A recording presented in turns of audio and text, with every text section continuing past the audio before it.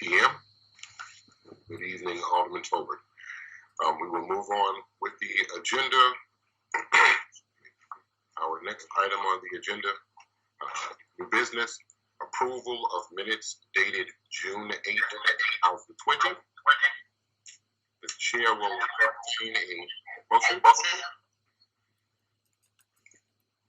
I'll make the motion. There is a motion to approve is that a motion to approve, Alderman? Approve the minutes dated June 8th, 2020. I'll second. And it is seconded by the First Ward Alderwoman. Mayor, I got a question. Yes, Chair recognizes the Fifth Ward. If the city clerk can answer this one for me, it looks like the scan may have got messed up when she was scanning the document. I'm missing like the top part. I just looked at the minutes today, so that's my apologies that I couldn't ask her for another copy. But maybe if she can clarify what it was said. I don't know if anybody else seen that in the copy on the minutes. The top page was a little blurred out as if it went through the scanner and got knocked up. This is your top page, first page, Alderman? It's the second page, I believe. I'm pulling it back now. The ordinances and resolutions for the city of Harvey? On the second page? Or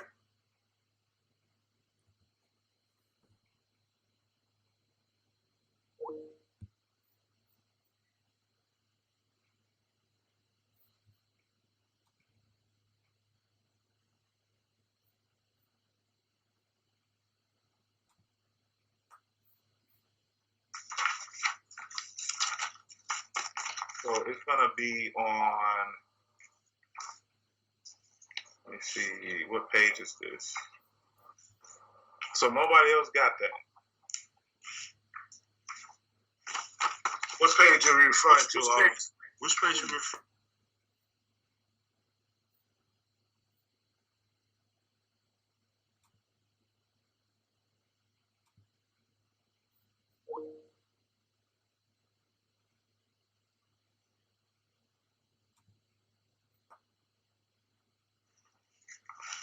Okay.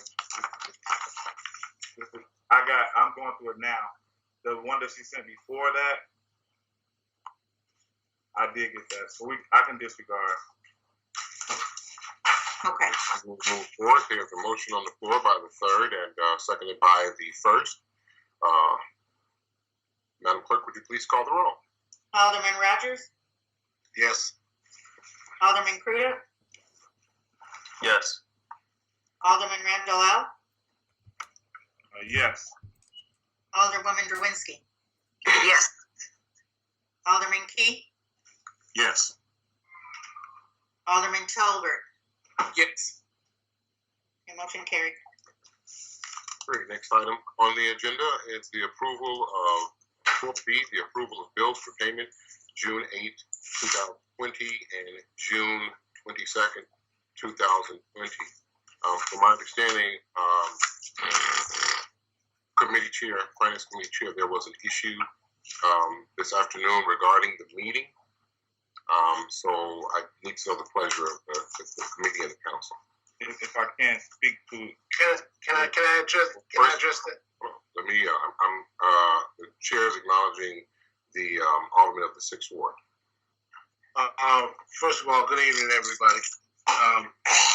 We have a finance committee meeting scheduled for today at 5:30. And can you? I'm holding the agenda up. Can you all see that? There's some literature here that's been placed on the agenda that I was told that we had privilege to that information Friday. There was a state order that came down from Governor Pritzker in regards to this particular heading had to be put on all meetings, and we never received that. And I'm just devastated that that information should have been emailed or relayed to somebody from the city council.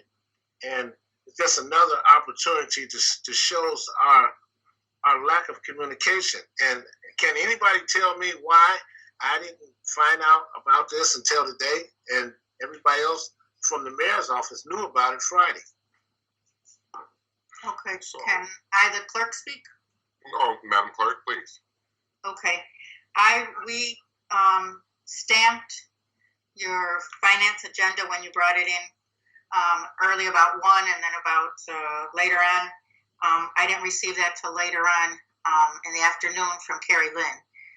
That she said she had received or was done the Friday before. So your came in before she sent me the email that had to go on. Okay, but still in all, we never received any communication that this law had came out.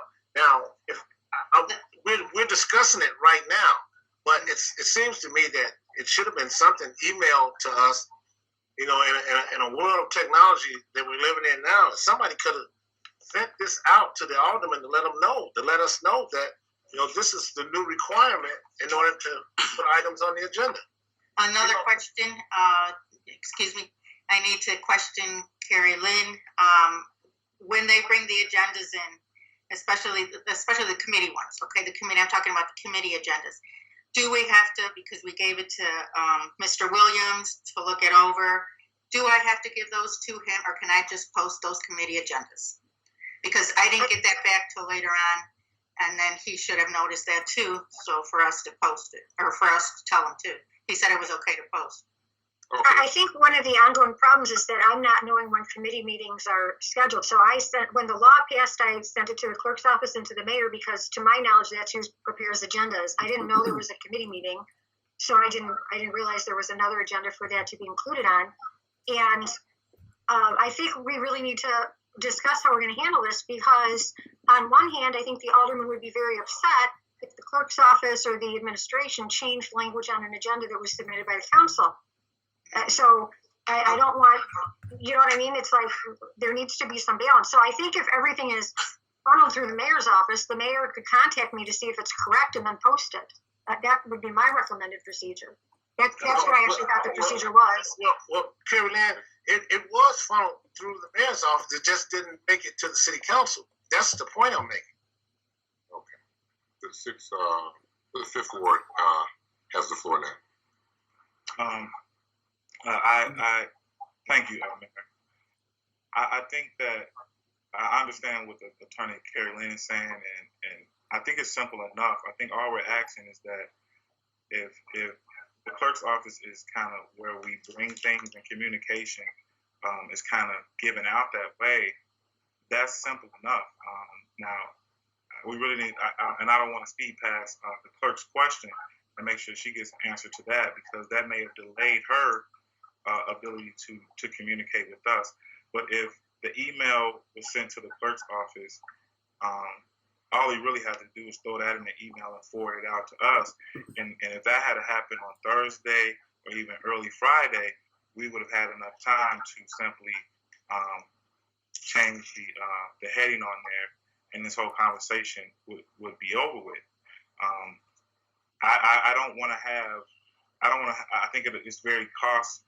It's a waste of money to kind of send agendas or to the attorney to review. This is just simply passing on information, and that would have been enough right there.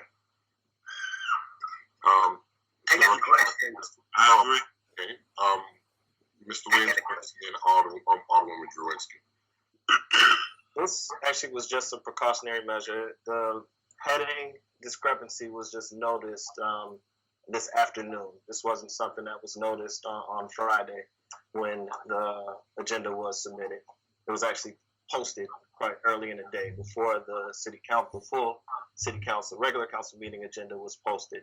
So that's where there was just some hours in between that being noticed, and we didn't get a chance to get that to the attorney until this afternoon.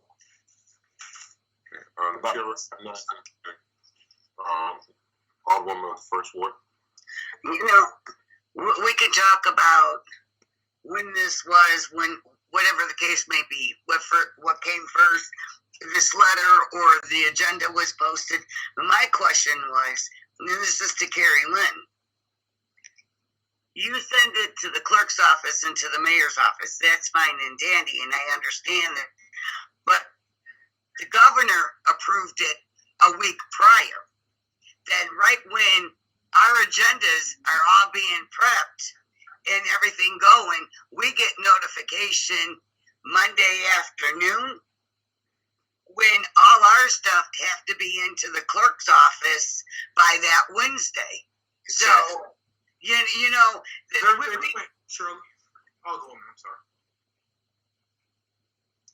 Madam, well, first of all, my question is, if we would have had this information, when did you get this information to your office, Carrie? Well, we're trying to track everything that the governor's office is doing, but there's a lot of things happening every day.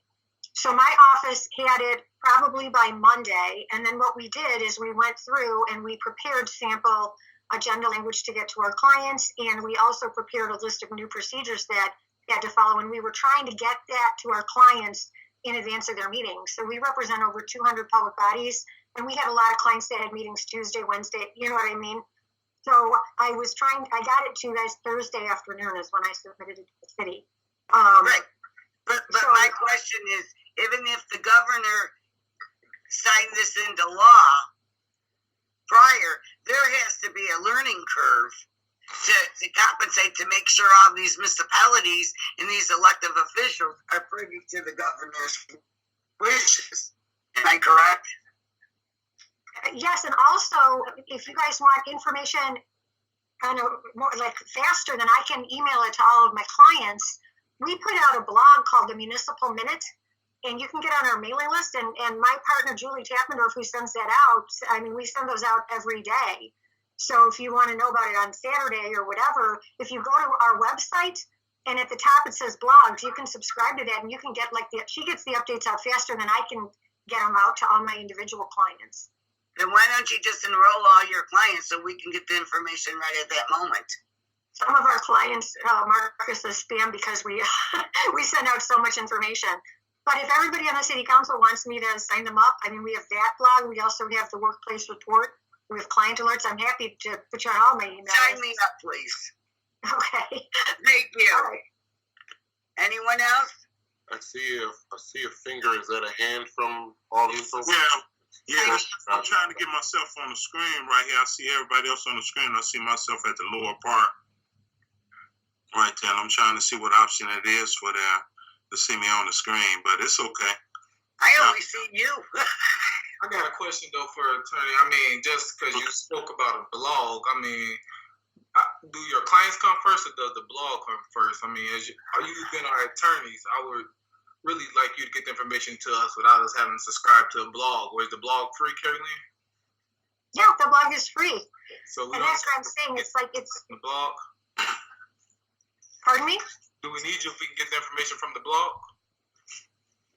You can get the info. I can sign you up to get the emails from the blog. They give out. I mean, we give out that information. If you want to govern by blog, that's fine with me.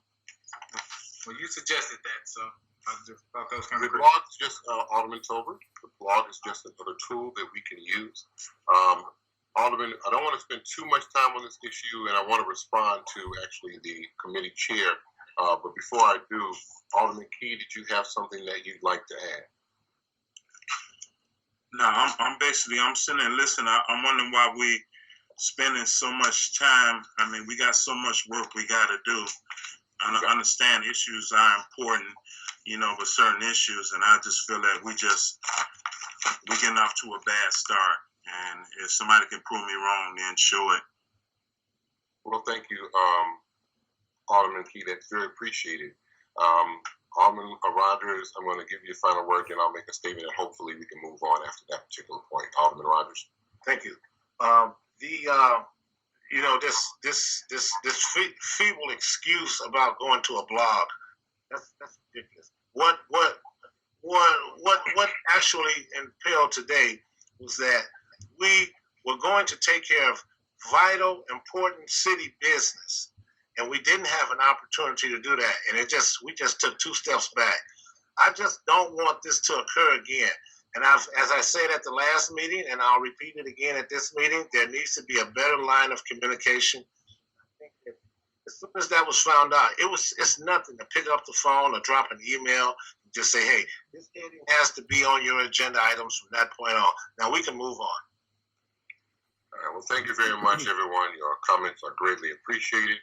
I'm just going to say briefly, I apologize on behalf of myself and the rest of the staff to the committee chair and to the committee, because there's no way in the world that I wanted anyone to be devastated by anything that took place.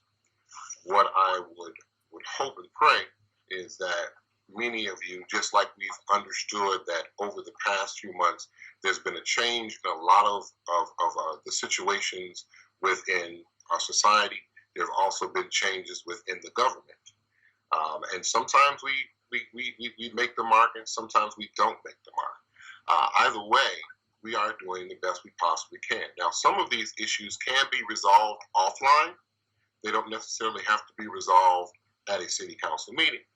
But I can promise you, Alderman Rogers, as the committee chair of the finance meeting, that as we have this information, we will try to get this information out in a timely fashion to everyone on the committee. But some of these issues can be taken care of offline, and I would hope and pray that we would do them offline versus taking the time here in the meeting. So if it would be okay for me to move on, which I believe that it is, then once again, there is the approval of bills for payment June 8th, 2020 and June 22nd, 2020. So I need to know the pleasure of the council.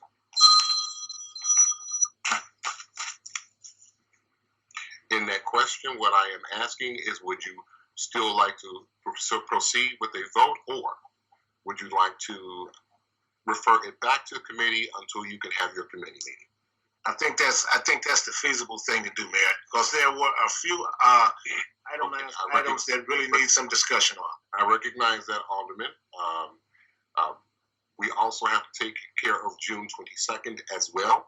June 8th has not made it out of but June 22nd, would you refer that back to the committee? I need to know the city council's pleasure. And that would come in the form of a motion. Mr. Mayor, I'd like to make a motion that we refer both June 8th and June 22nd back to Finance Committee until our next meeting so we can make the recommendation to the entire council. Okay, and there is a motion by the 6th Ward. The chair will entertain a second. Point of order, sir. First I heard a second and then I heard a point of order. I'll handle both, but where did the second come from? I don't know what the second. The second came from the 2nd Ward, and the chair recognizes the 5th Ward Alderman. I don't support the motion because you can't refer something back to committee that was never brought out of committee. As far as I'm concerned, those bills are still in committee, so you can't refer them back to something that they never came out of.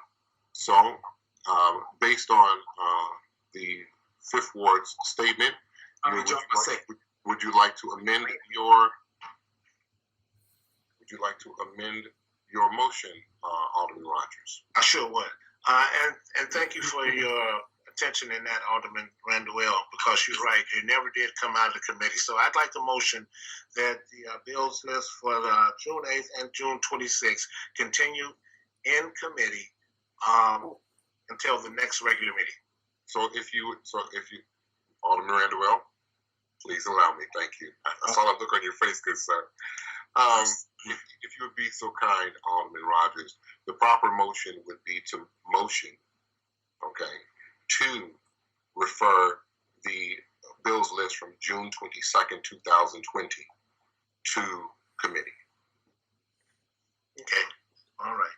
Well, the proper motion, I motion that, as finance chair, that we motion to keep the bills list from June 8th, 2020 and June 22nd, 2020 into committee. So, My turn. Alderman Randall, would you like to give it a? Anybody want to adopt this motion? Motion to send the bills list dated June 22nd, 2020 to the Finance Committee. That is the proper motion. We have a motion on the floor by the Fifth Ward. Can we have a second? It is seconded by I think that was that you, Tracy, Alderman Key? Second. All right. That's Motion what I said. by, I'm sorry, so who motioned it first? Alderman Randall motion to refer the bills list from June 22nd, 2020 to the committee, and that was seconded by the Fourth Ward Alderman Tracy Key. Okay. So, that being said, clerk, would you please call the roll? Alderman Rogers, Yes. Alderwoman Drewinski, Yes. Alderman Crudup. Alderman Crudup, Somewhere in here, he was just he went out and then he tried to come back in. There he is. Alderman Crudup, there he is. Alderman Crudup, Can you hear us, Alderman Crudup? Let's go back to him if we need to. Yeah, let's go back to okay, Alderman Key, Yes. He's Yes. muted. sorry. Alderman Randall, Yes. Alderman Tolbert, Yes. Alderman Crudup. Alderman Crudup, are you muted? I just got in. What are we voting for? This Can you all hear me? Hello? Can you hear Alderman Crudup? Yes. Can you all hear me?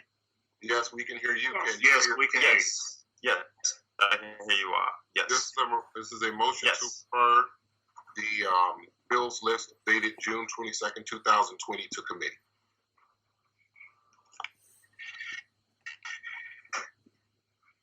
Okay. Yes. Alderman Crudup, yes. Okay, motion carries. Great, wonderful. Thank you. Sorry for the technical difficulty.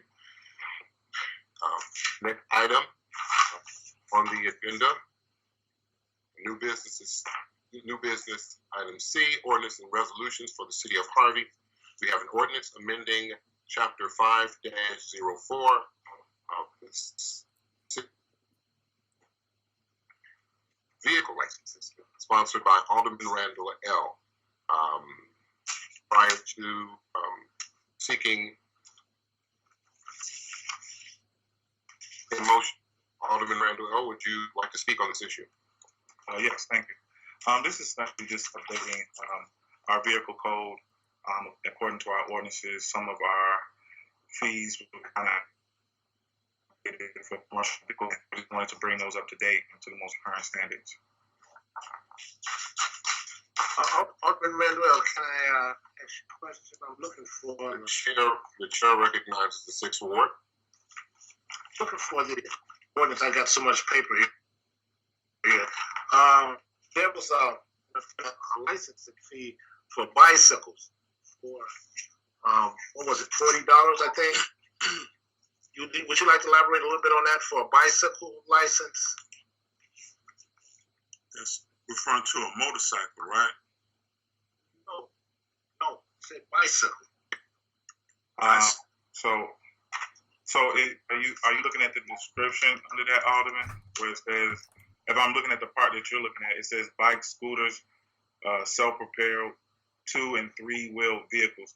So we're not talking about like a bicycle that doesn't have an engine, if you will. Okay, because we're looking at the same thing. I'm looking at the scooters, self-propelled 2- and 3-wheel vehicles. Okay, now that's pretty obvious. All those are motorized vehicles, but the first one is bikes. So I was under the impression that you meant bikes as well. Well, you use the word bicycle. The bicycle is not there. Okay, all right. You answered my question. All right. Do you want us to amend it to just add motorbikes? Would that be? It's sufficient the way it is, Attorney. However, we do have a spelling error as far as motor vehicle. At least I'm saying motor vehicles, and we need Yeah, you're right. to correct it to be motor vehicles. So we need to make that change. But other than that, bikes, scooters, self-propelled 2 and 3 wheel vehicles all fall under the subheading of motor vehicles. So that is what it was. That is what it refers to. Point of order. Who just said that? Alderman Key. Alderman Key, please. Okay, my situation, you can explain that to me straight. So the same situation, motor vehicles that are applied to motorbikes, scooters, to pay the same price for a sticker, right? Yeah. Okay, now my problem is this. Motor vehicles, scooters, they only use 3 to 6 months out of a year. So why do we have to charge our residents a whole year's price for a regular motor vehicle sticker, and you only use it 3 to 6 months out of a year? It should be some type of, grievance, or something in there to explain that. Nobody rides motorcycles in the winter. Situation like that. It's like a 3 to 6 month period of time that you get to ride the most. You shouldn't be charged the whole total price of a motor vehicle sticker. I don't think that's fair to any resident. Okay, Alderman Randall, would you like to address that issue? Well, I was just gonna make a notation to all of them who are looking at this. If you notice, the particular area that you all are talking about has not been striked. It's not highlighted, which means there was no changes made to the city code. That's how it's always been for years. I can't think of the last time this was amended, but I believe it was '93. So it was $40 in '93. I did nothing to that section of the code. That was already there. Actually, point of order. If you are, yes, the chair recognizes the first word, Alderman. It was amended in 2015. Okay, it was amended in 2015. Now, if I may, so from my understanding, what the suggestion is if you only use your motorized car, vehicle, or whatever it is, a certain amount of time, then you should only be charged a certain amount based on that usage. And, right. So if you only drive your car, say for instance 3 months out of the year, should you be charged $35? Or no, that's not the example. I'm glad you brought it up, and I'm gonna give you a perfect. That's what I'm trying to get a better understanding of. Okay, well let me give you a better example. Hey, I own a scooter. It's a small bike, so I paid my insurance for 3 to 6 months, depending on the usage of how I'm using it. And after that time period, I put my license on either suspension or just liability, where if it's stolen out my garage or whatever situation, because I'm not using it in the wintertime. And they don't charge me that amount of money, the same amount every month to pay that fee when I'm not using the bike. They just charge me a basic storage fee. So I'm saying is that if you just have a basic bike or a scooter and you only using it for a certain amount of time, why should you have to pay the total amount for a regular vehicle sticker that you're going to be using every day, summer, winter, spring, or fall? People don't ride bikes at that time. It should be a reduced fee for that. And insurance companies do it. And I'm saying, I don't understand that concept of charging them the same amount for a bike that they might ride or may not ride. Even in the summertime, it could be raining and you can't ride then. And that even adds on to that too. So you're looking at how many uses of what you're getting. Why should you still have to pay the same price as a yearly sticker for a vehicle? Is there any other debate on this? I got a question The chair recognizes. for my colleague. Hold on, Alderman. So chair recognizes the word Alderman. So for my colleague, more so to Tracy, I see that you asking about the motorbikes or the motorcycles in particular. There's cost $40 fee. You think it should be less than $40? Is that what you're saying? I think it should be half. So $20. It should be half because of the uses that you use it. No, If I you agree with you. ride it in a certain amount of time through the year, and then you take the rainy days, like today is raining, you don't get a chance to use it. Why should you have to pay the whole price for a sticker for a whole year, and you're only using it 2 or 3 months? That don't make no sense. It costs more than a passenger vehicle. I would agree with you on that, Tracy, and I'll support the motion if you make it to the Uh, minute. Can I interject? Point of order. Hold on. The chair recognizes the first ward alderwoman. That wasn't even being altered. Gentlemen, if you would want to change the ordinance, the only thing that was being altered was oh my God, I mean, Multiple buses. yes, those were the only two. And the fact is I think I was incorrect. I think the vehicle stickers went up in 2017. So when all this went up, you know, there was no questions at that point. But if we're going to use the example of a motorcycle, then let me entertain you. What happens if somebody has a convertible? They have to get a vehicle sticker. I had to get a vehicle sticker when I owned my convertible, and I only used it out of 2 months out of the year, or 3 months. So, I mean, we can go on and on and on. Point of order. Point of order. Yes, the chair still recognizes the first ward alderwoman because I don't believe that she was done unless she said she was. Okay, I'm sorry. But I mean, that's not even, if you want to do that, then bring that ordinance back to committee and see if you can change it. I just don't even know why we're discussing this at this moment. We all saw what was going on. And I am finished. I'm sorry. Okay, the chair recognizes the alderman from the 6th ward.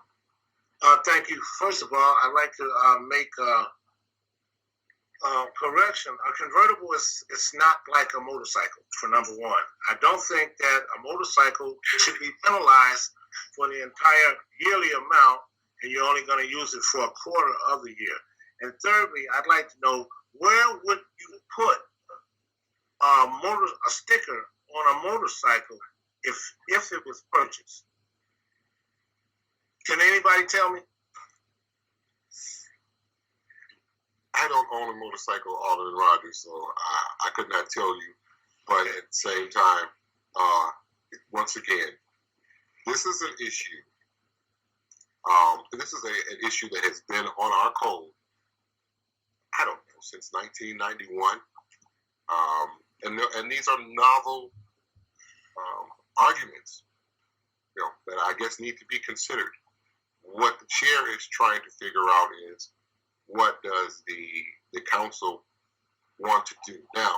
Sir, If I may, you know, I'll just tell you right now, I'm going to make the argument immediately. And council, corporation council, you can probably make note of this. But I'm going to make the argument immediately. Hey, look, I got a car sitting on the side of my drive right now that I don't use at all. So I guess I just need to go ahead and not even pay a city sticker for that at all. I'm going to make that argument because while I do understand and appreciate those sentiments, I think that we're what's the word they use? Slippery slope. I think we're going down a slippery slope as far as how we handle these issues regarding motor vehicles. But once again, it's totally up to the council as far as what the council wants to do regarding this matter. Did you have anything to add, Corporation Council? Well, only that if this has always been the law, unless people have been complaining about it, it appears to be something that they've just accepted and they're working with. And, you know, with revenues for the city, if people aren't complaining about it. And the other thing is, I don't know what the discussion was at the time that the ordinance was originally debated, but it might have been that they wanted to have, you know, a $70 or $80 fee, and that $40 was actually for part of the year, usually based on the fact that those types of things are generally at a higher type fee. So I don't know if it was 80.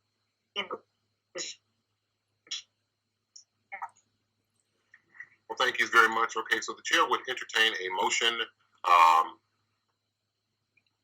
for the ordinance amending Chapter 5-04 of the Harvey Municipal Vehicle Licenses. Sir, in respect to my colleagues who wish to address that part of this ordinance, I'm gonna have a motion to send this ordinance to the legislative committee for further review. Second. Okay, there's a motion by the 5th Ward and a second by the 2nd to send the to send the ordinance amending chapter 5-04 of the Harvey Municipal Code vehicle licenses to the Legislative Committee for review. Excuse me. Clerk, would you please call the roll? Alderman Tolbert, Yes.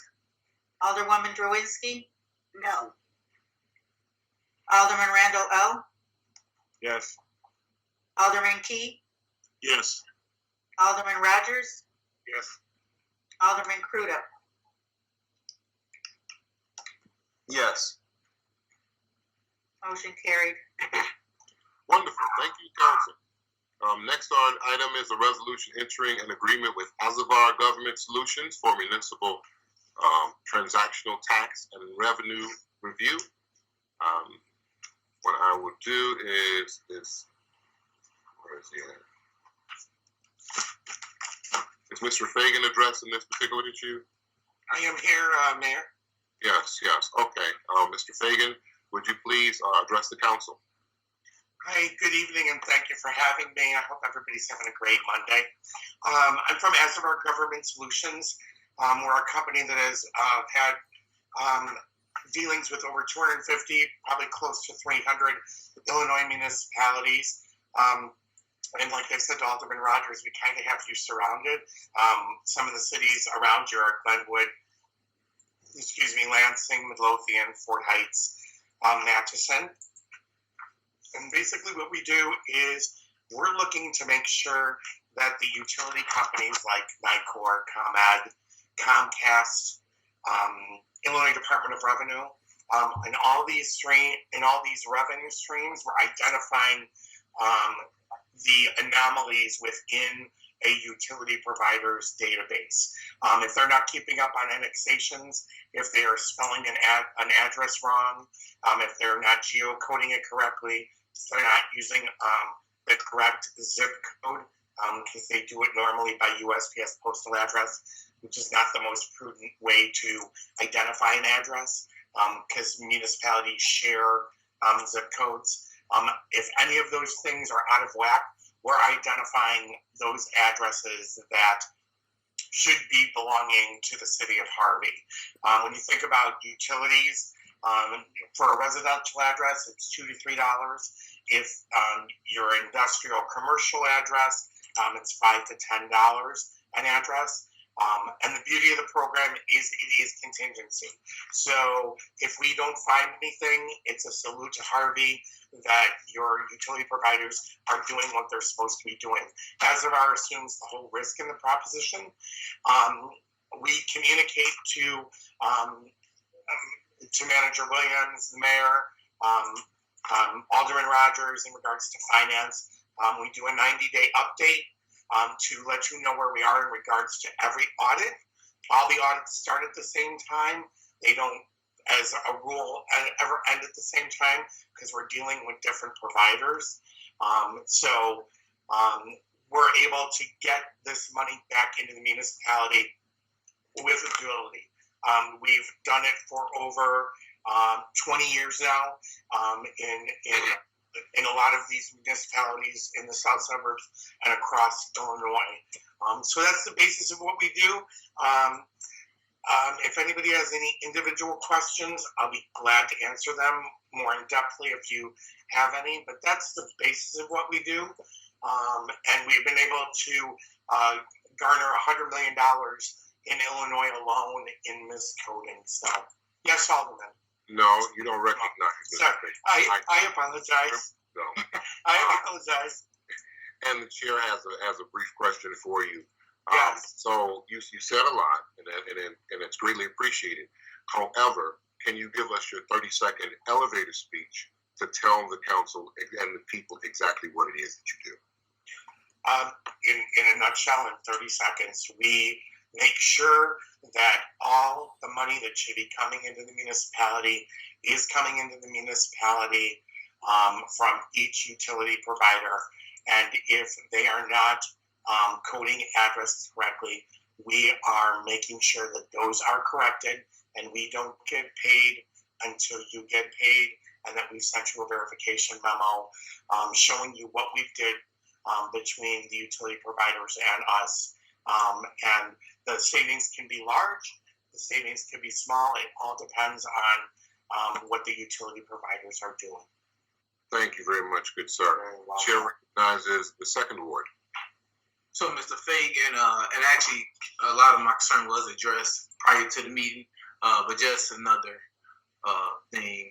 I want to say I don't want this to be another program that the council approves, because it does sounds great. Sound like we're gonna do well from it, but the communication aspect is very important to me, at least. I want to make sure, like, when you release these reports, that everyone gets a copy.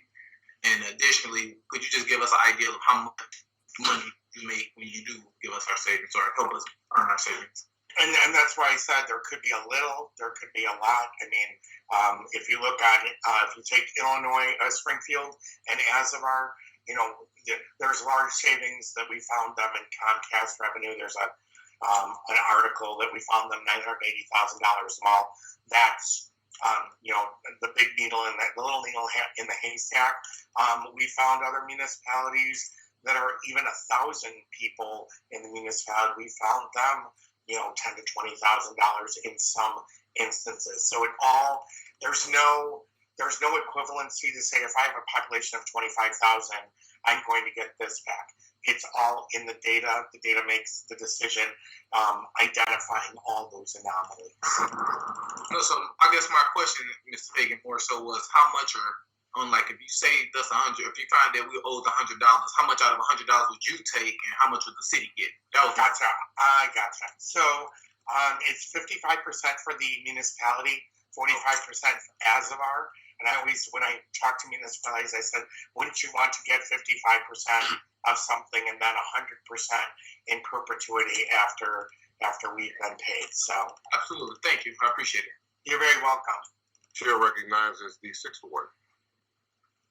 Thank you, Mayor. Mr. Fagan, That's all right. hello, can you hear me? Yes, I can hear you.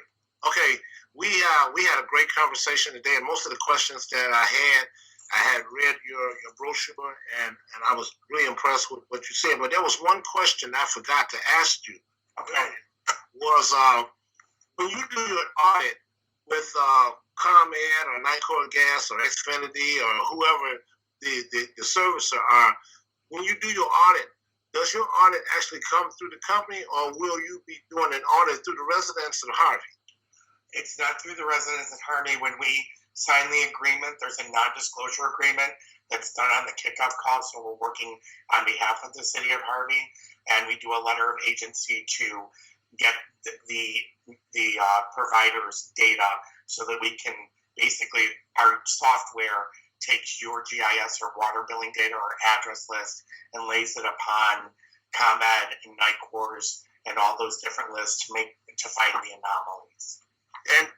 And per our conversation earlier, you just said that the city of Harvey would get 55%, and you would get 45%, but it's actually the other way around. No, the city of Harvey would get 55%, right? And we would get 45%. Yeah, but I was under the impression earlier that Harvey was getting 45 and you were getting 55. No, it's vice versa. Okay. The lion's share. I'm good. I'm good with this. Thank you, Tom. Thank you. Chair recognizes, I believe, the fourth ward. Yeah, actually, Mayor, you asked the question that I really want to be concerned about. What exactly do we do, and how this could be able to be explained, you know, to the public and to the residents. And so when these come to the utilities and everything, that doesn't have anything to do with water bills, right?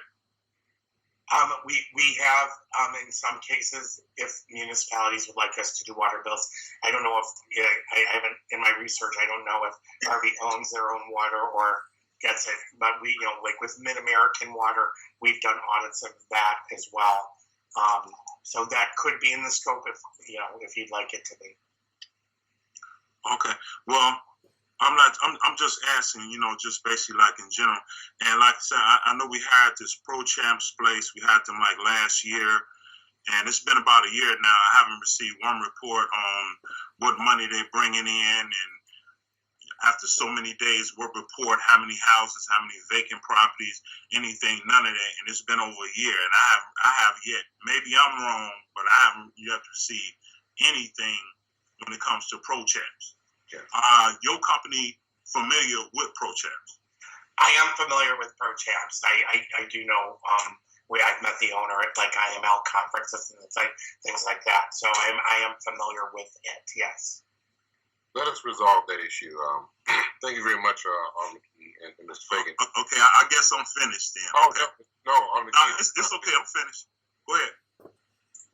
Mr. Fagan, do you have one other thing to add? Yeah, I do. So in regards to communication, so that's a very, very valid point. To the communication aspect, like we are staunch supporters of being transparent to the municipality, and every 90 days we do send out an update. And Alderman Rogers, any of the aldermen, we will put you on that update so you are all aware of where we are in the process, so that if there's any questions, they always can be directed back to me or our vice president, who will be immediately, our customer service is second to none, and we stay in the fight. A lot of municipalities like to think of us as a resource and not a vendor. We have, we look at ordinances to make sure you're getting what you should be getting. And then there's programs we to help as well down the line, if you'd like, with our local gov product. So there's a lot of stuff that we do for municipalities, and we like to think of ourselves as a resource. So thank you, Mayor. I very much appreciate the time. You're quite welcome.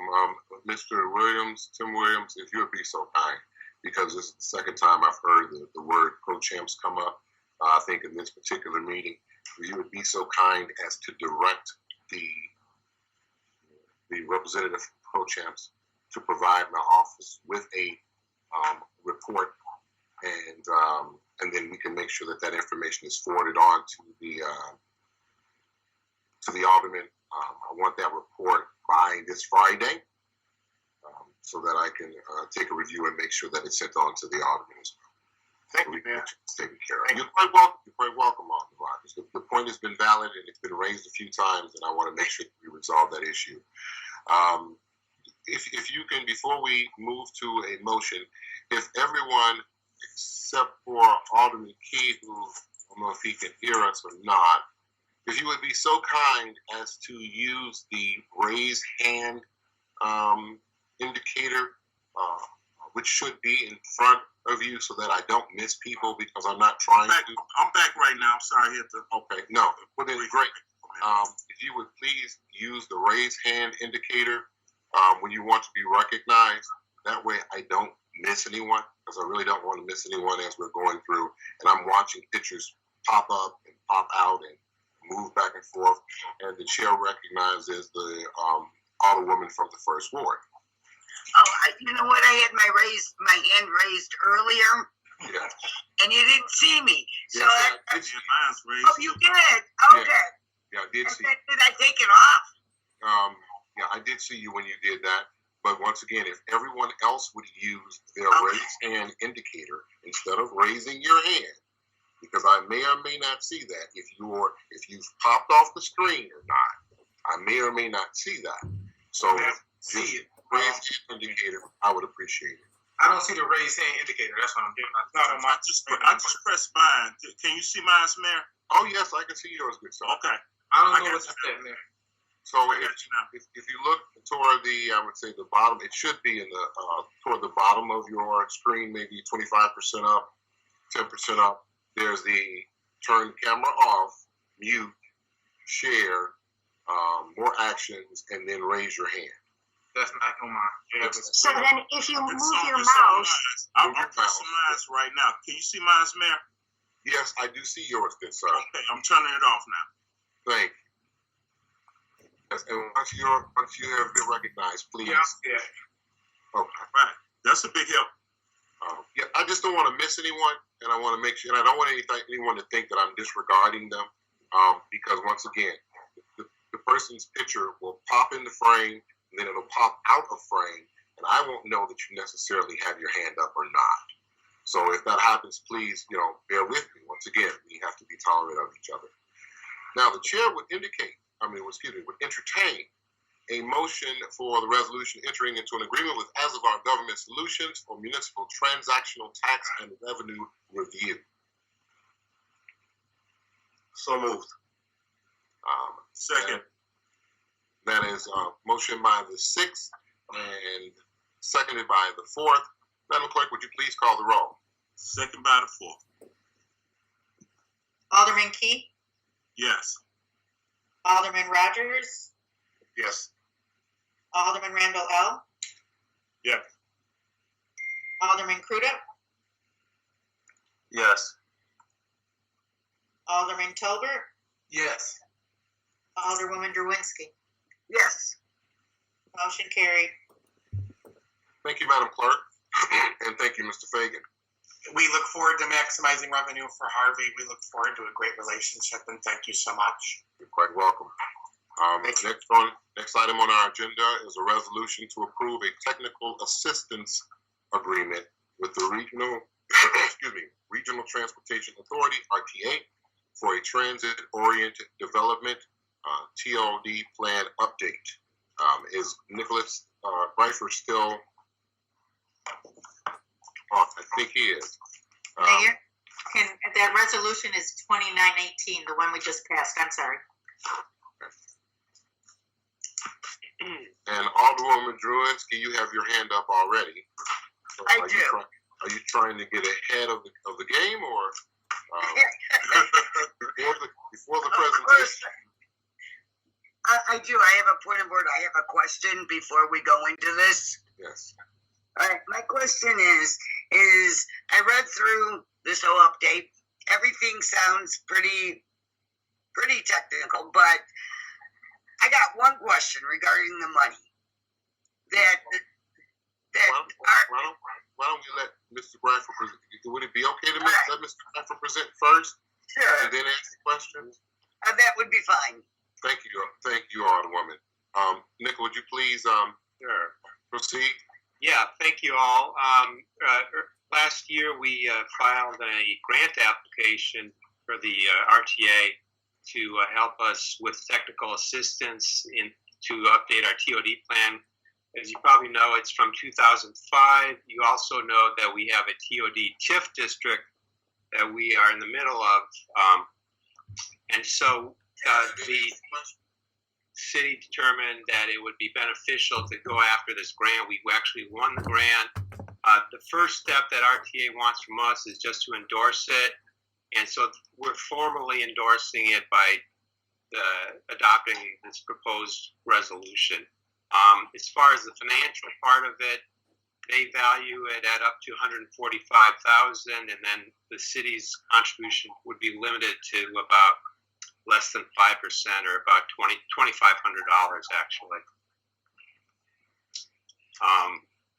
If we move forward tonight, then there would be a pretty elaborate public engagement process and data collection and due diligence process where we would be working with their technical team and urban planners to really add a lot of new material and replace the existing material in the existing TOD plan. But ultimately, it gives us a detailed strategy, a roadmap for how we want to update the downtown area and some of the major roads that lead into the downtown. Thank you, Mr. Bradford. The chair recognizes the Alderwoman from the First Ward. Wonderful. Well, thank you very much for your efforts on securing that grant for $145,000. In the financial obligation of less than 5%, that's phenomenal with the grant. Yeah. It's usually 50-50. So you did a very good job on that. My question though, and what is the gray area for me, is the 100% of any amount that exceeds the budget of 145. Now, why would we exceed it if that's our funding limitation? I would say the goal is not to exceed it, that we should have no problem staying below, let's say 130,000, because, I think they gave us a generous budget by going up to 145,000. Okay. So I really don't see a scenario where we would come anywhere close to exceeding it.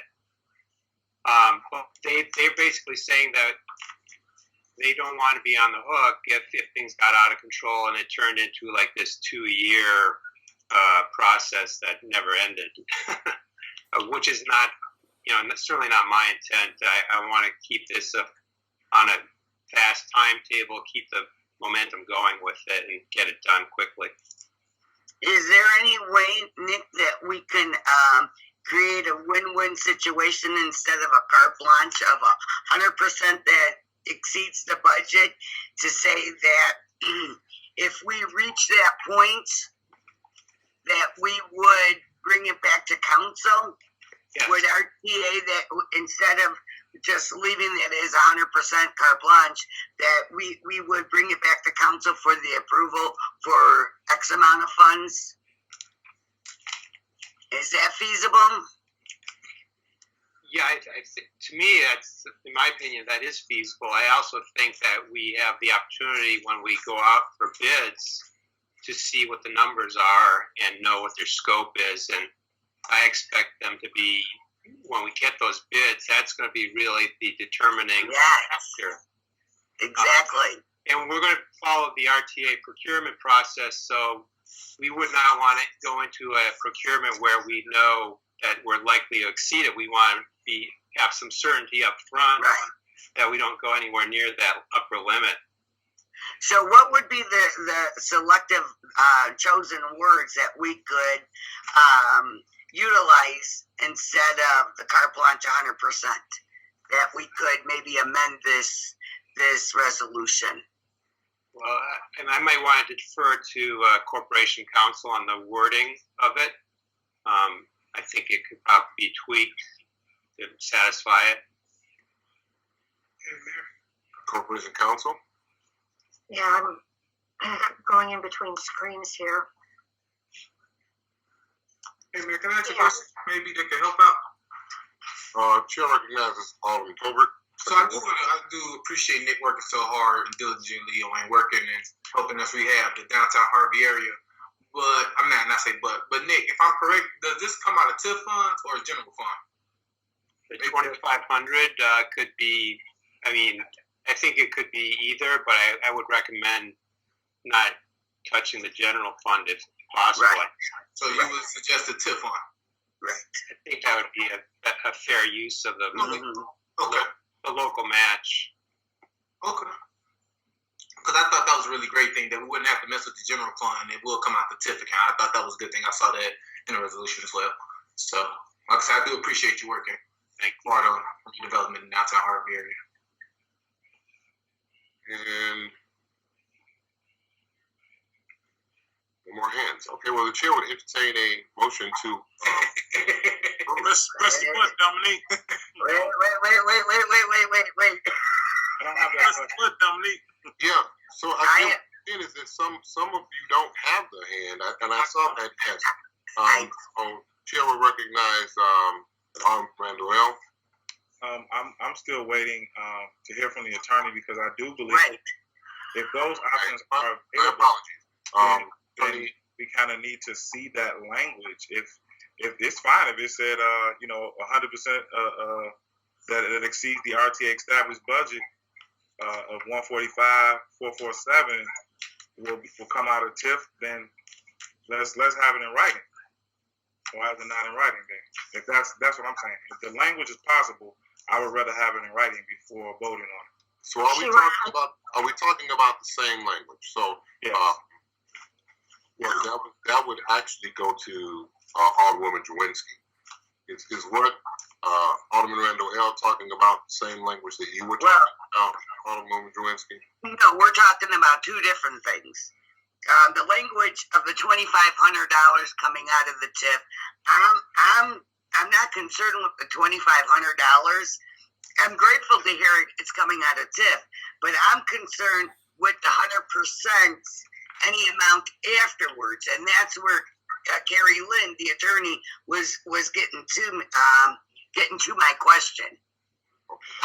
Yes, so if you look at that language, that's in the whereas clause. Now, here's your law lesson for today, okay? The whereas clause in an ordinance is something just setting forth like factual allegations. The part that's binding are the parts that's in the sections here. Now, if you look down there, there's actually nothing down here that actually says anything about the expenditures of funds. This anticipates that there will be additional action later. It's incorporating the preambles of the resolution, but it's not, it's referring to outside agreements that aren't before the council. Does that make sense? No. Actually, no, it really doesn't, because whereas if that's not legally binding, then I remove the 100 any amount that exceeds the RTA to $1,000. If that has no credence to it, let's remove that statement altogether. You want to take out the whereas clause? You can do that. I did not say that. I did not say that.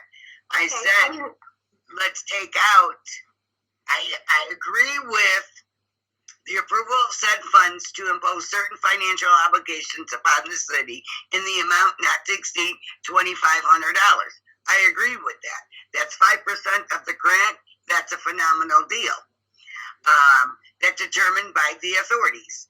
The budget allocation of 145, but 100% of the amount that exceeds the RTA established budget of 145 would be paid by the city. So Let's my just- so my understanding from there, Alderwoman, is one is that of course we're going to do that amount of $2,500, which Right. is nominal in this Right. particular case. Excuse me, but first, the grant itself, if I'm correct, Mr. Greifer, is $145,447. Is that correct? Correct. Yes. Mr. Greifer? Okay. Yes. So what RTA is basically saying is that we are not going to go over they're not going to pay us Right. any more than $145,447. Right. So at the point that the grant itself is expended, the update is over. I mean, if we were to get to that actual amount, not saying that we will, not saying that we won't. Right. Right. Basically, what it basically says is that, okay, well, the amount of your grant is $145,447, and they're only going to pay $145,447 dollars. That's basically their estimate. If you exceed something beyond that, then the rest is on you. But we're not exceeding anything beyond that, because that would be an additional expenditure that we'd have to come back to council for. Exactly. So it's, So then let's just oh, I'm sorry. so it wouldn't be necessary to I guess put it in there, but I mean, once again, it's the pleasure of the council. So, man, can I make a motion now? May I interject? Hold on, let me make sure I don't see any other hands before I. But my question was that. But my question. I got 3 hands up. Okay. Okay, so let me go with the corporation council first, because maybe she can put some. Yeah. So it sounds like so what the city council is concerned with is that it's 100% in excess of that amount, and there's nothing there saying what the cap is going to be. Right. We can control that before the council when we actually work on the project documents, and we have to put it's not going to exceed that amount then. That way, it's 100% of zero, right? But that document isn't before the council tonight. Right, exactly. And so. Okay. That's basically. So actually, what we're saying is that this is just a promissory that we're allowing to move forward, and this is not actually classified as an ordinance. It's just a resolution, and there will be no and 100% anything that exceeds 145,4470. So if you look at the top of the resolution, it says project title Harvey Transit Oriented Development TOD plan. It says resolution authorizing applications for and execution of a technical assistance agreement under the Regional Transportation Authority's general authority to make such grants.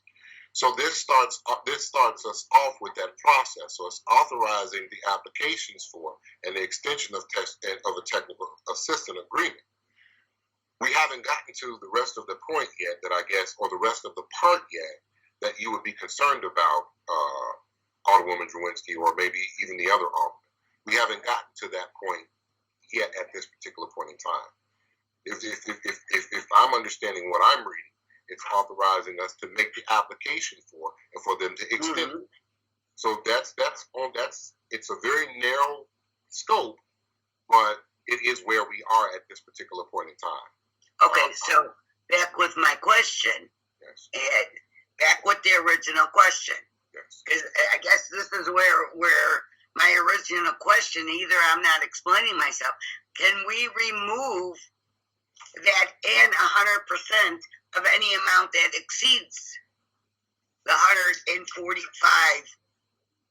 $447? Can we remove that part of in the whereas? Since even Nick said that wasn't pertinent to this application. Hey, Mayor, can I make a motion? Hey, my hand is No, up. because there's still questions. There are still questions on the floor. I thought we did the discussion after the motion was made. Okay. Well, No, you do it yeah. prior. You would allow me to run the meeting, Alderman, I'd appreciate it. So let me take care of some other questions first before we move forward. I saw Alderman Randall L. and also Alderman Tyrone Rogers. Let me start with Alderman Randall L. because he doesn't have the hand gesture in his window. Yes, thank you. I guess my question would be to Attorney Carrie Lynn. You made reference to saying that this is kind of the beginning stages, and the rest of the documents and such is coming. We could be able to implement some type of cap in the future. But as I reading through sections 1 through 5, it seems as if after this, the control of this project going forward, far as the plan update is concerned, is pretty much going to be between the mayor or his designee. For example, section 5 says the mayor or his designee is authorized and directed to take such actions as necessary or appropriate to implement, administer, and enforce said agreement and all subsequent amendments thereto on behalf of the city of Harvey. Section 5 says the mayor or his designee is authorized and directed on behalf of the city of Harvey to execute, deliver agreements, and all subsequent amendments thereto between the city of Harvey and the Regional Transportation Authority for technical assistance. It just seems like after this, as far as you saying the next steps, it seems like all those next steps is going to happen between the mayor or his designee. According to this. Except when you look at like section 2, what it's talking about the applications and the technical assistance agreement. It's not saying like all agreements related to any project for the TOD. Okay.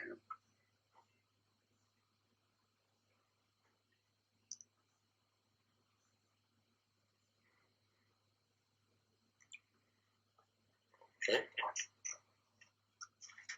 Chair recognizes Alderman Rogers.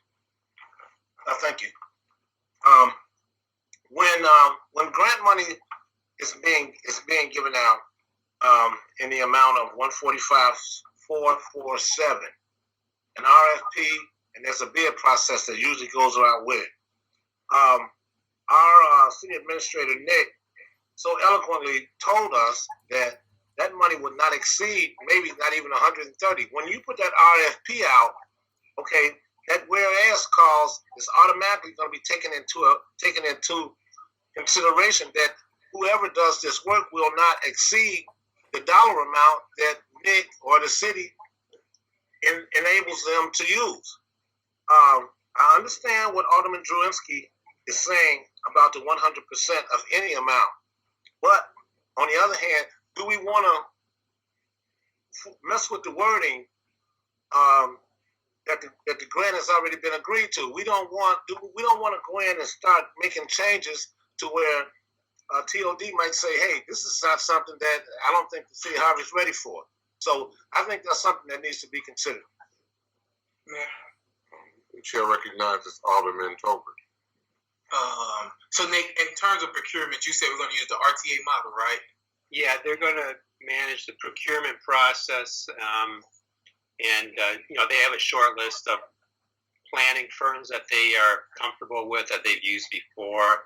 They're kind of pre-qualified.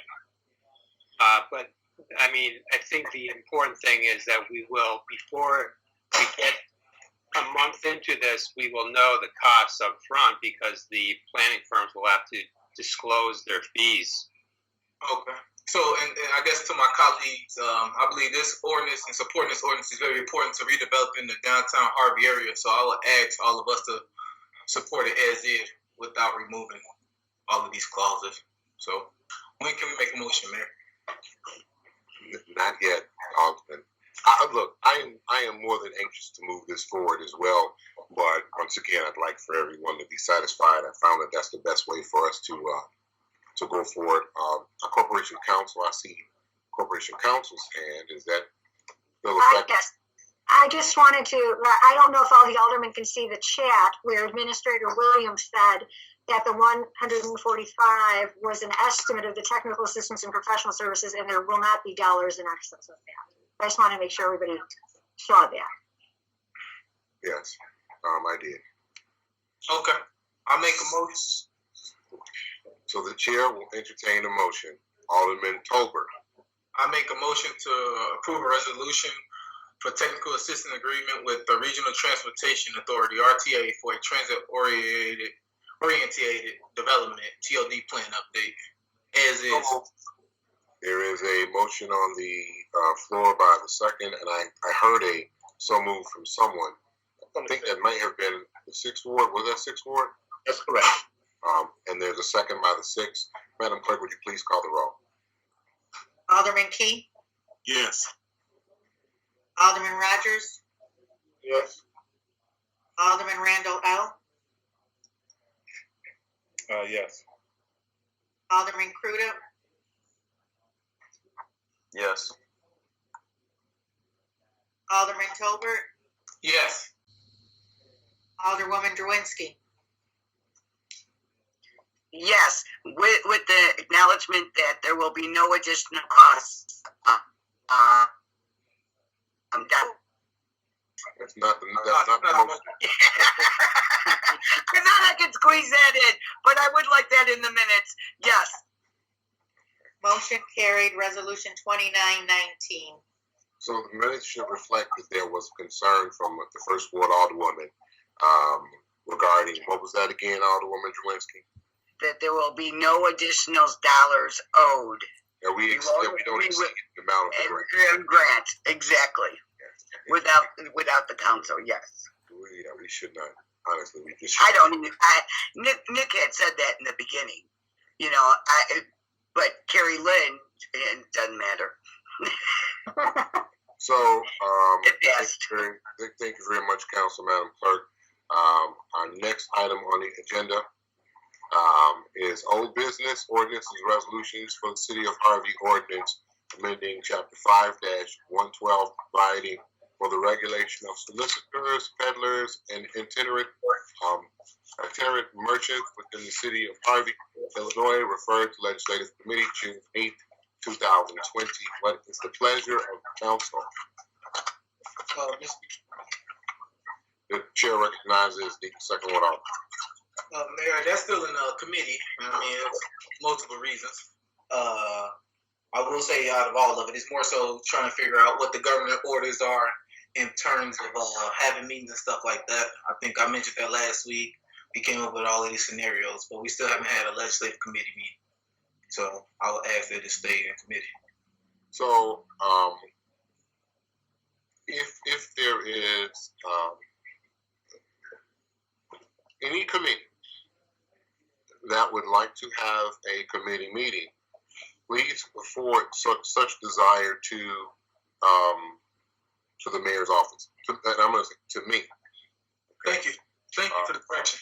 So that way I can make sure that that we get wording correct as far as how it's supposed to be posted for Open Meetings Act.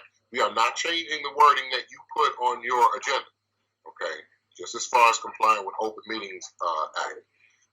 But submit that to me so we can make sure we get that done so you can have, so we can get these issues taken care of. And I think all of us want to actually do that. So if we can work together to do that, that would be great. I'm not going to, based on that, saying that it has not made it from committee, the chair is not going to accept a motion on that. We would just move forward because it's already in committee. Our next item on the agenda is closed session to discuss pending and or imminent litigation. I'm not 100% sure what procedure we are using in order to do so, because we would need to be offline at that particular point in time. As far as to the public, where is she at? Ms. Davis. Yes, sir. Okay, what is the process that you would like for the council to take moving from this meeting to our executive session or closed session? I created a private meeting room, so this one would stay active. This one would stay active and streaming, actually. You guys would need to turn off your cameras and turn off your mics and go into the second room. You all have emails sent just like this one. It was sent to your email. It says executive session.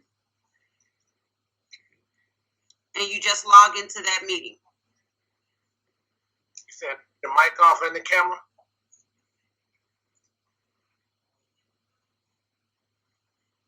Ms. Davis? Did she leave us?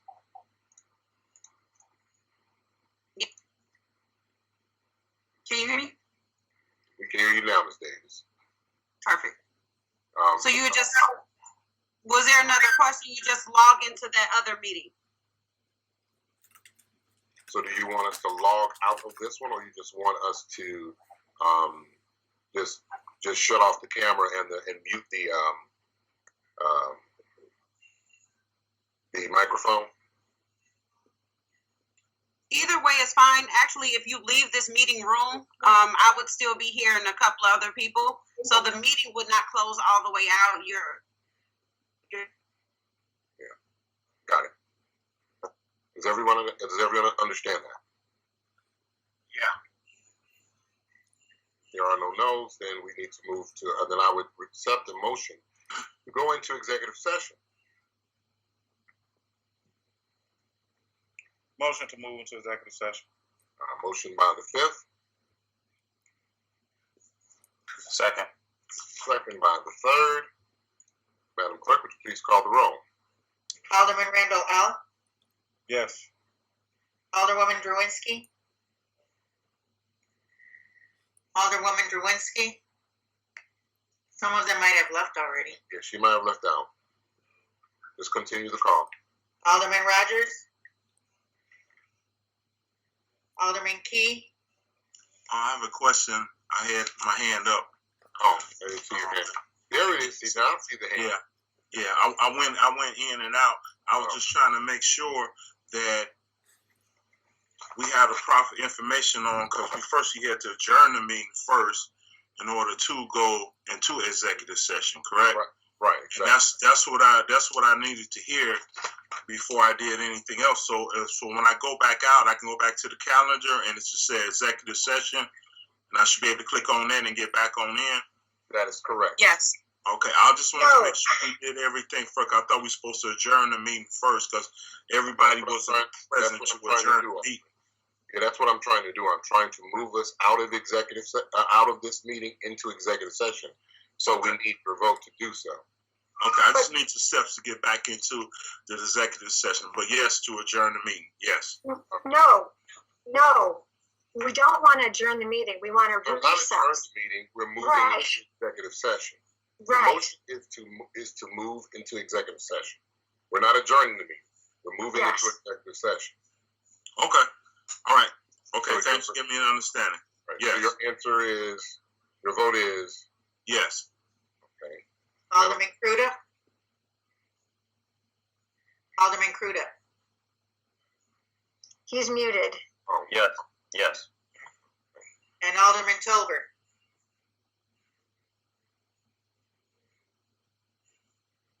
He's already in the other meeting.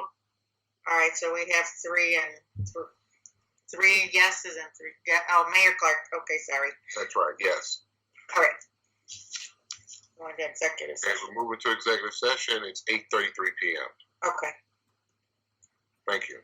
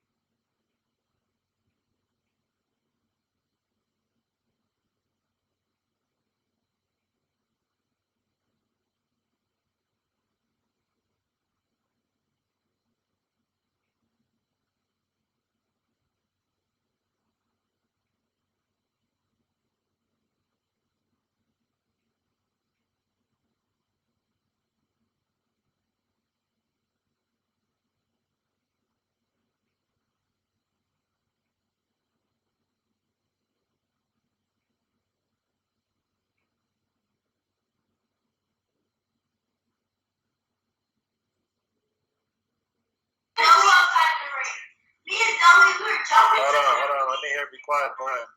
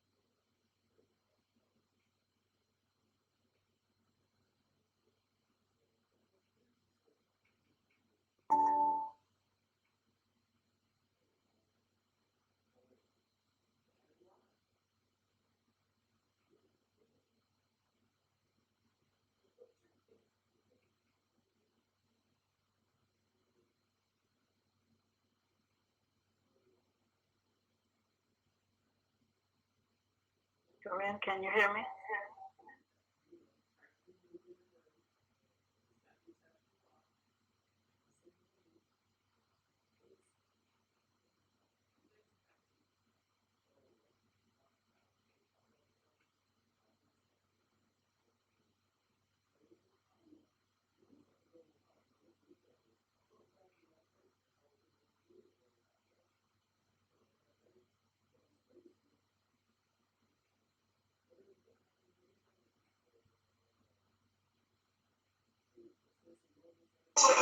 Alicia, we could hear you when you just spoke.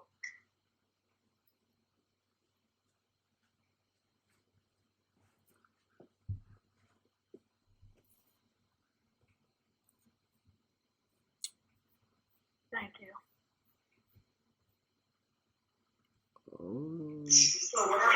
Asia, I'm sorry.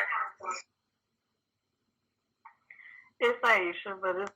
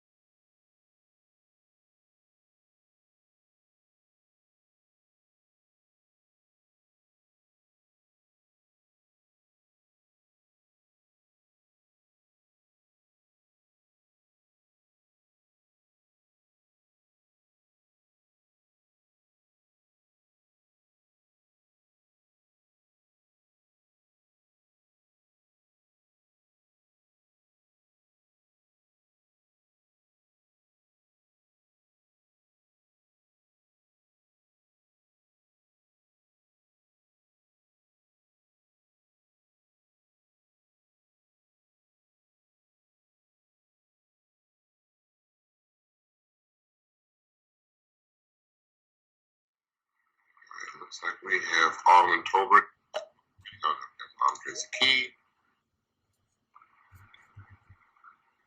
Pruitt is back.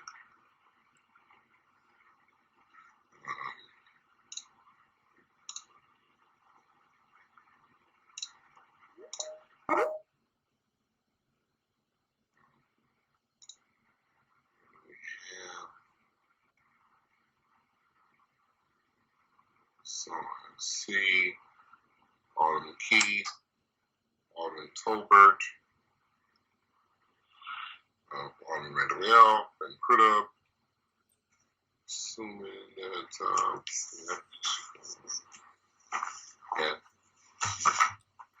Rogers is coming in, and I think there's one more. That would be Alderwoman Zawinski.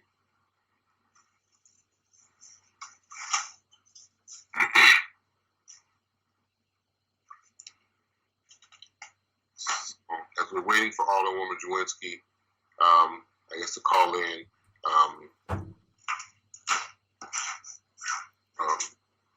Corporation Counsel, I'm going to need you to frame the motion for us. Okay, so this would be a motion to reconvene the regular meeting. I got that one. Okay. Then a motion to direct Corporation Counsel to resolve litigation as directed in closed session. I think now we have Alderwoman Zawinski here as well. Yeah. Okay, so where's the see the clerk? It's like, did everybody decide to call in, or what was that about? No, I'm here. Can you hear me? You, Alderman Rogers, is the clerk here? No. Y'all hear me? I hear Alderman Key. Yeah, I'm here. And who is this just coming, whoops. Who just came in? Hello? Someone just came in. 205-8999.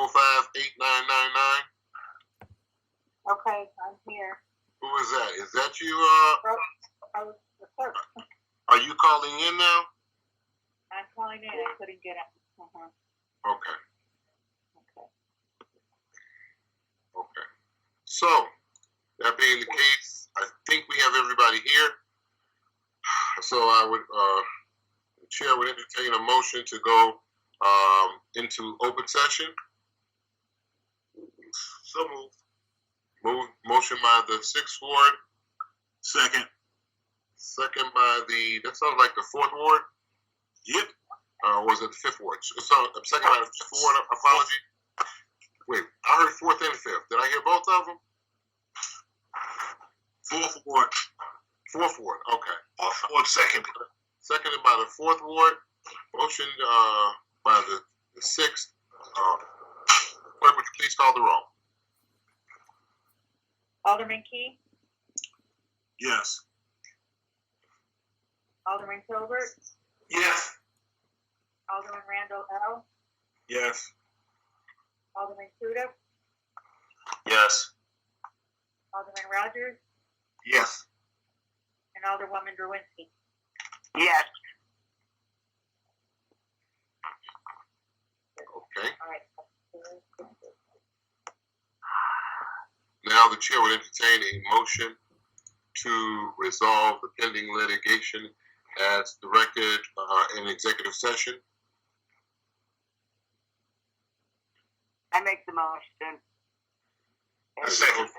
There's a motion by the 1st Ward and seconded by the 6th.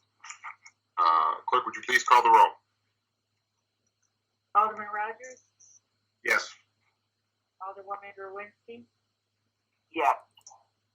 Alderman Randall L., Yes. Alderman Tolbert, Yes. Alderman Pruitt, Yes. and Alderman Key. Yes. Motion carried.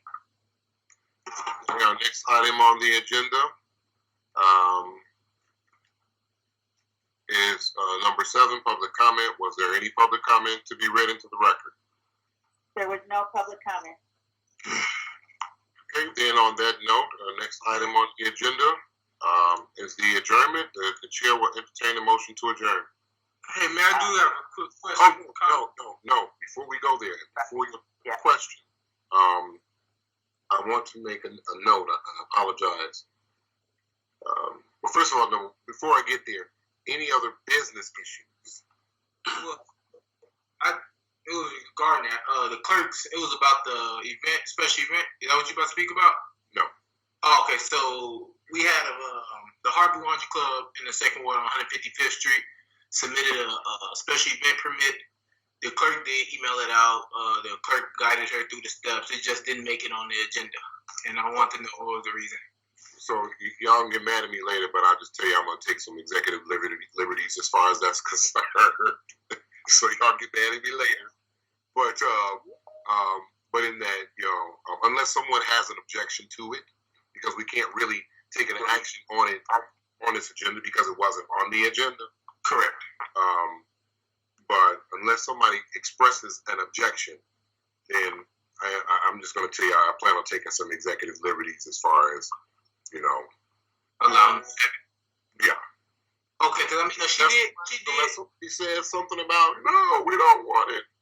It's not really big. She did provide the detailed stuff, and the clerk sent it out. So I just didn't know why it wasn't on the agenda.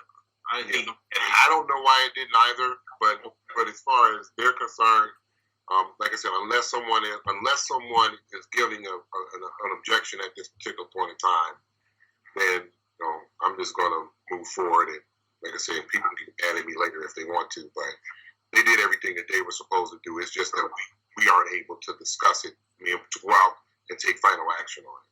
Thank you. So that's it. But I wanted to say, okay, who do we have here? Wait, hold on. This is Alderman Key. Was this another business issue, Alderman Key? No, I just wanted to acknowledge John Harrington, from Harvey, Illinois. We are all here aldermen right now, and that was a great man that we lost, and just to have him just acknowledge and realize what he's done for the community, I just want to make sure that didn't go unnoticed. Well, that's what I was getting ready to do, Alderman, so thank you so much. I wanted to make sure before we adjourned that we took the time to recognize our former Alderman John Harrington. It's been a little bit over a week, and the impact is still it's overwhelming. Let me say this to the council real quick. So, as a mayor of the town, I'll just be honest with you. We did not have a protocol in place for how to deal with these particular issues. I don't know if I had that conversation with some of you. I think that I have. But we didn't have a protocol for how to deal with these particular issues. Not only did we have John Harrington, but prior to him, we've had, I think, a total of 6 people now that have passed since 1991 that have been members, either aldermen or mayors, that have passed in our city that basically went unrecognized for all intents and purposes. There was very little fanfare as far as the deaths was concerned, and there was very little, if any, recognition on the contributions that they made to and the sacrifices that they gave to our city. That was Alderwoman Gloria Taylor, was one. Alderman Whitted. That makes it 7. I'm sorry. Alderman Whitted was another one. Alderman Ron Waters was another one. Alderman Julius Patterson was another one. Jim Haynes was one, who was our mayor, and then Mayor Nicholas Graves was another one. And during that time, at least from my experience, and somebody can beg to differ, we did not really recognize them the way that I believe that they should have been. But not only that, there was no protocol in place for us to do that. So in John Harrington's passing, we learn like he did in life. He's still teaching us lessons. And one of the lessons that I got as being in the position that I am now as mayor is that we have to make sure that we recognize our own. Okay, regardless of whatever your political persuasion may be, whatever you thought, each and every last one of those people, and specifically talking about John Arrington, gave of himself and gave of his family for our community. You won't see it on MSNBC. You won't see it on CNN. It probably won't even make 2, 5, 7, 9, and 32. But we have to make sure that we recognize that he's one of us. So what we are doing in City Hall is, as you probably recognize, we have the bunting outside. We will have that outside for an entire week. On the inside, we have a memory book. We have a table basically with our resolution, a picture of the alderman, also a memory book where our residents can come in and hopefully fill out great memories that they have about Alderman Arrington and how he was an impact on our community. And we're going to keep that there in City Hall lobby for a week as well, to give people an opportunity to come in. So hopefully the aldermen will come in and fill out a memory or a comment that they want to put into the memory book as well. But we want to make sure we recognize our own. And then other than that, if we can take 10 seconds of silence to recognize a person who is going to be greatly missed, because in addition to being an alderman, he worked for the school district, and he was just, he impacted. If there's a person whose life he didn't impact, raise your hand, because he really impacted mine and so many other people as well. So if we can take that 10 seconds, I'd appreciate it. And then if anybody else wants to make any comments after that, you're more than welcome to do so.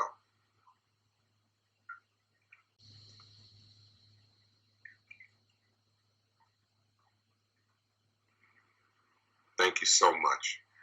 If there is any other alderman that wants to make a comment regarding that or an expression, please go ahead. I see Alderman Rogers, and then I see Alderman Crudup. So Alderman Rogers. Mayor, you so eloquently, but some of our civic leaders in proper perspective, as far as Alderman Ron Waters and Julius Patterson and Donald Whitted, and these are all great people of our community, and I like to use that word "our" with a capital O, because these are icons. And I look at John Arrington. We had such great history, and he was such a great guy. I remember sitting in his dining room, and we loved talking politics. One of the things that sticks out, though, was he was 63, and I'm 63, and former Mayor Kellogg is 63, and Julius Patterson would have been 63. So it's kind of ironic that everybody, within my age realm, and that these were all gentlemen that I knew well, and I just wanted to say that he's going to be sorely missed. And just like you said, I don't have to reiterate it.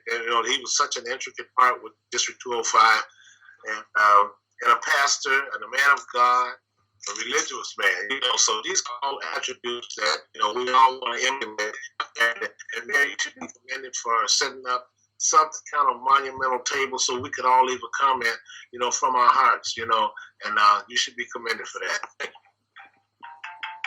Alderman Crudup. Thank you, Mayor. I just wanted to interject for everyone to just make sure they're continuously praying for the family. A lot of times pass and we kind of disregard that. But even with Alderman Tolbert, we just got to continue to pray for each and everybody's family when they lose someone. Thank you. Thank you. Was there any other alderman that wanted to make a comment? Okay. Let's go on to Alderman of the 5th Ward, and I guess Alderman of the 2nd Ward after that. Did you have something, Alderman of the 5th Ward? Yes, I just want to send my condolences to the Arrington family. I want you to know that I definitely have had the pleasure of meeting him and have an opportunity to have discussions with him and communicate with him. He was truly a blessing to this community, and because of that, he'll always be remembered in the hearts and minds of those that he had the pleasure of touching. He's truly a man of God, and he was truly a believer. And so we know that to be absent from the body is to be present with the Lord, and he is in a great place. But he'll always remember for the work that he's done here, because he left a legacy. There's not too many people that can say that, but he was able to do that in his time. So once again, my condolences. I'll be praying with you and praying for you that God will keep you during the time of bereavement. Thank you, man. Alderman Tolbert. I just wanted to say, Reverend Arrington, former Alderman Arrington, was the alderman of the Great Second Ward. And actually, me and him had a meeting, I think it was 2 weeks ago, or the Wednesday before he passed. And he gave me some nuggets and was just a great man overall. He said he believed in grilling up and chatting it up and teaching the next generation. So I respect former Alderman Arrington, and I appreciate everything he done for the ward and the city of Harvey. Thank you. Was there any other alderman? Yes, I would like to add my Alderwoman Jones. Thank you. I would like to let the family know my thoughts and prayers are with them. They have been with them. John was a very, very special man. Every time I greeted him, every time he saw me, he always greeted me with this huge smile and this big hug, and very, very touching spirit. And he definitely had he was blessed. He was touched by God. If you care to see it, he was just a warm gentleman, and what an inspiration, because he became an alderman, and if my memory serves correct, he went on to become a Harvard grad. Am I correct on that? That's correct. That's correct. And what an inspiration, not only to the youth of our community, but for all of us to know that you are never too old to fulfill your dreams and to continue your education and your legacy. And, you know, John Arrington, his shoes are going to be hard to fill. And God did get an angel. And of course, Alderman Key, did you have any additional words that you wanted to add? No, I didn't have any additional. I'm just thankful that everybody had the same opinion that I had, and everybody shared different stories. And I'll be more than willing to come down and represent. One thing that impressed me, you know, his son and my son went to school together, you know, and that was a good example of fatherhood. It seemed like to be a great guy, you know, and we got to keep this tradition going on with these great people and make sure that they're acknowledged. And that's about it. One thing I would, when you mentioned his son, when his son was in high school, and I believe he was a senior in high school, and he did a one-man presentation at the City Hall, and the talent, unbelievable talent he had. I was very impressed with him in his work. So, and his dad just sat there and smiled and gleamed and was very proud. He did the spoken word. Yeah, he did a great speech at the funeral, you know, for his dad, and a great reputation and stuff and everything, like how he spoke about his dad, and he spoke that he was acting up, how daddy straightened him out, the difference that he made in his life. And he stood up to like a proud man. I was so proud of him. Yeah, very, very good family. Well, thank you everyone for the words, and I'm pretty sure that the family will appreciate them as well. And so, on that note, the chair would entertain a motion to adjourn. Second. I'll make the motion. Okay, we had a second before the first, but it was a motion by the first ward and a second by the sixth. Madam Clerk, would you please call the roll? Alderwoman Drewinski? Yes. Alderman Tolbert? Yes. Alderman Crudup, Yes. Alderman Key, Yes. Alderman Randall L., Yes. Alderman Rogers. Yes. Okay, meeting adjourned at 9:47. All right, everyone, take care. God bless you. Have a safe weekend. I don't know if Carolyn was raising her hand to say bye. I was saying goodbye and happy birthday. Bye, everybody. Happy birthday, man. Happy birthday. Happy birthday. Well, I'm still taking gifts. Anybody? But God bless you. Be safe. And let's love on each other. All right. All right. All right. Good night, everybody. Good night. Good night. Good night. Take care.